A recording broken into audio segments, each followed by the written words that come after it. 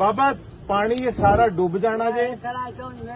ਕੁੱਤੇ ਬੈਠੇ ਉਹ ਕੁੱਤਿਆਂ ਨੂੰ ਵੀ ਜਿੱਥੇ ਅਸੀਂ ਕੈਂਪ ਬਣਾਇਆ ਨਾ ਕੁੱਤਿਆਂ ਨੂੰ ਵੀ ਨਾਲ ਉੱਥੇ ਲੈ ਜਾਾਂਗੇ। ਮਿਹਰਬਾਨੀ ਕਰੋ ਮੇਰੇ ਤੇ ਮੇਰੀ ਕਥਾ ਆਈ ਖਲੀ ਨਹੀਂ ਬਾਬਾ ਸਾਡਾ ਕੰਮ ਕੀ ਨਾਂ ਜੇ ਤੇਰਾ?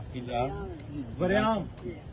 ਤੇ ਮੈਂ ਕਮਿਸ਼ਨਰ ਮੁਲਤਾਨ ਆ ਤੇ ਤੁਸੀਂ ਇੱਥੋਂ ਕਿਉਂ ਨਹੀਂ ਨਿਕਲਦੇ ਪਏ? ਪਾਣੀ ਤੇ ਆ ਗਿਆ ਜੇ ਪਿੱਛੇ ਬਾਬਾ ਬਹੁਤ ਜ਼ਿਆਦਾ ਪਾਣੀ ਆਣਾ ਜੇ, ਸਾਰਾ ਡੁੱਬ ਜਾਣਾ ਜੇ। ਬਾਲ ਬੱਚਾ ਕੱਟ ਗਏ ਬਾਬਾ ਪਾਣੀ ਇਹ ਸਾਰਾ ਡੁੱਬ ਜਾਣਾ ਜੇ। ਮੇਰੀ ਕੁੱਤੇ ਬੈਠੇ ਉਹ ਕੁੱਤਿਆਂ ਨੂੰ ਵੀ ਜਿੱਥੇ ਅਸੀਂ ਕੈਂਪ ਬਣਾਇਆ ਨਾ ਕੁੱਤਿਆਂ ਨੂੰ ਵੀ ਨਾਲ ਉੱਥੇ ਲੈ ਜਾਾਂਗੇ। ਮਿਹਰਬਾਨੀ ਕਰੋ ਮੇਰੇ ਤੇ ਮੇਰੀ ਕਥਾ ਆਈ ਖਲੀ ਨਹੀਂ ਬਾਬਾ ਸਾਡਾ ਕੰਮ ਆ। ਕੋਈ ਲੋਟ ਕੇ ਲਗਾ ਉਹ ਬਾਬਾ ਪੁਲਿਸ ਹੁਣ ਮੈਂ ਤੁਹਾਡੀ ਮਿਹਨਤ ਕਰਨਾ ਕਿਆ ਬਾਬਾ ਬਾਕੀ ਬੱਚੇ ਘੱਟ ਲਗਾਏ ਫੌਜੀ ਚਾਹ ਲਗਾਏ ਬਾਬਾ ਇਹ ਪੁਲਿਸ ਮੇਰੀ ਜਿਹੜੀ ਹੈ ਨਾ ਮੈਂ ਤੁਹਾਡੀ ਦਵਾਈ ਤੇ ਨਾ ਜੇ ਮੈਂ ਉਹਨੇ ਜਾਵਣਾ ਹੀ ਹੈ ਨਾ ਤਾਂ ਫਿਰ ਮੈਂ ਹਾਲ ਨਹੀਂ ਅਸੀਂ ਬਾਬਾ ਹਰ ਹਾਲ ਵਿੱਚ ਤੈਨੂੰ ਬਚਾਣਾ ਜੇ।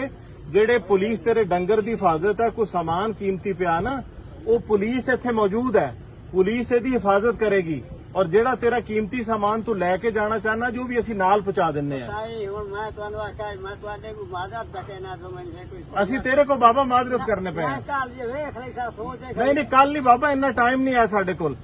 ਠੀਕ ਹੈ ਤੁਸੀਂ ਹੁਣ ਮੈਂ ਬੱਚੇ ਸਾਰੇ ਘਾਲ ਦਿੱਤੇ ਨਹੀਂ ਤੂੰ ਵੀ ਆਣਾ ਜੇ। ਜਾ ਕੇ ਨਾ ਤੂੰ ਮੈਨੂੰ ਕੋਈ ਰਾਹ ਨਹੀਂ ਕੁੱਤੇ ਪੈਸੇ ਛੋਦੇ ਇਹਦਾ ਮਤਲਬ ਕੁੱਤੇ ਨੂੰ ਵੀ ਨਾਲ ਲੈ ਕੇ ਆਵਾਂਗੇ ਨਾ ਕੁੱਤੇ ਦੋ ਤਰਾ ਬੈਠੇ ਆ ਨਿੱਕੇ ਨਿੱਕੇ ਬਾਬਾ 2-3 ਕੋ ਲੈ ਆਏ। ਬਾਬਾ ਪਾਣੀ ਆ ਗਿਆ ਜੇ ਤੈਨੂੰ ਕਿਵੇਂ ਲੈ ਕੇ ਆਵਾਂਗੇ ਅਗਰ ਪਾਣੀ ਜ਼ਿਆਦਾ ਆ ਗਿਆ? ਤੂੰ ਮੈਨੂੰ ਦੁਆ ਕਰ ਮੈਂ ਲਾ ਦੁਆ ਤੁਹਾਡੀ ਦੁਆ ਮੈਨੂੰ ਮਨਜ਼ੂਰ ਹੈ।